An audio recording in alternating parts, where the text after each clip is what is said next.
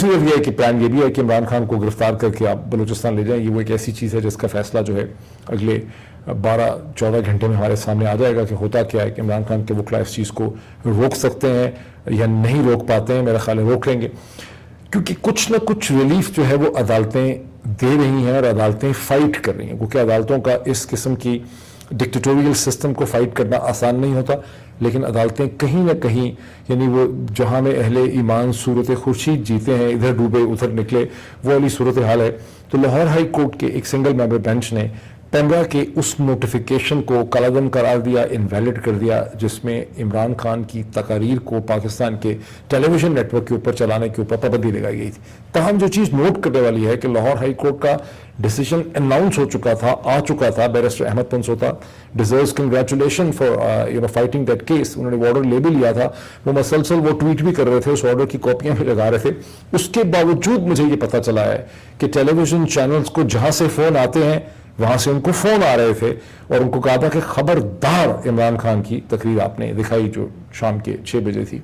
तो ये तो है कोर्ट्स की रिस्पेक्ट और कोर्ट्स का फियर सिस्टम में, लेकिन उसके बावजूद जो ऑप्टिमिस्ट स्कूल ऑफ थॉट है, और आप उसको टोटली गलत नहीं कह सकते, वो समझते हैं कि इन तमाम तर रेजिस्टेंस के बावजूद सिचुएशन जो है वो एक इलेक्शन की तरफ जो है वो चली जाएगी। मैं आपको एक लास्ट टेल पीस के तौर पे चीज बता देता हूं that will really help you to understand something.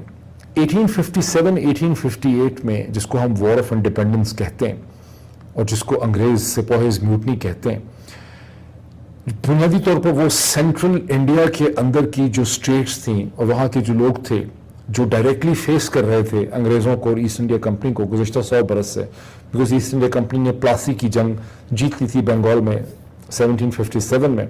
Bengal में जब सिराजुद्दौला को शिकस्त उन्होंने दी, जहां मीर जाफर का कैरेक्टर था, जहां रॉबर्ट क्लाइव था। तो चूंकि सेंट्रल इंडिया के अंदर एक्सपोजर जो था ईस्ट इंडिया कंपनी की ज्यादतियों के साथ और उसकी बदमाशी के साथ बहुत पुराना था, तो जो सारा रद्द अमल हुआ ईस्ट इंडिया कंपनी के खिलाफ वो सेंट्रल इंडियन रिएक्शन था।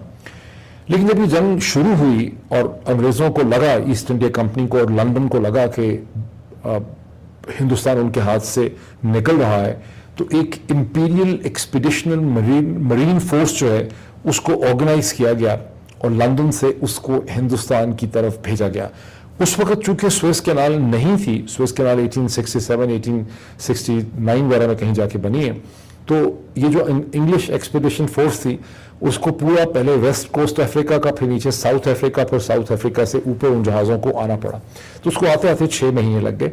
20,000 troops total east India company की मदद के लिए लंदन सरकार ने भेजे, लेकिन वो 20,000 ट्रुप्स के हिंदुस्तान पहुंचने की ज़रूरत ही नहीं पड़ी, क्योंकि ईस्ट इंडिया कंपनी ने सेंट्रल इंडियन जो थे उनके खिलाफ पंजाब और मौजूदा खैबर पख्तूनख्वा, सिंध के ट्रूप्स को उन्होंने इस्तेमाल किया, जिसमें मुस्लिम भी थे और सिख भी थे, थोड़े बहुत पठान वगैरह थे।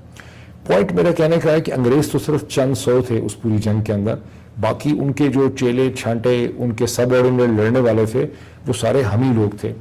जब जनरल डायर ने अमृतसर में हिंदुओं, मुसलमानों और सिखों के ऊपर फायर खोला, जिसमें 1500 कैजुअल्टीज हुई, गालिबन बहुत ज़्यादा डेथ्स हुई, अंग्रेज़ों का ऑफिशियल फिगर तो 300 समथिंग था। तो वो जो ट्रूप्स उसके पास थे वो कोई अंग्रेज नहीं थे, वो इधर ही साउथ एशिया के नेपोलीज गुरखास थे प्रिडोमिनेंटली तौर पर, बाकी हिंदुस्तानी ट्रुप्स थे। पॉइंट मेरा कहने का ये है कि ये जो स्ट्रगल है रियासत के अंदर और जमहूर की जो स्ट्रगल होती है, ये बुनियादी तौर पे एक ज़हनी स्ट्रगल होती है। अगर ये ज़हनी स्ट्रगल ना होती तो सफ़ेद फॉर्म अमेरिका के अंदर जो काला है वो अपने हकूक़ हासिल ना कर सकता, अभी भी 100% नहीं ले सका, लेकिन जो सिविल राइट मूवमेंट है वो एक ज़हनी मूवमेंट है।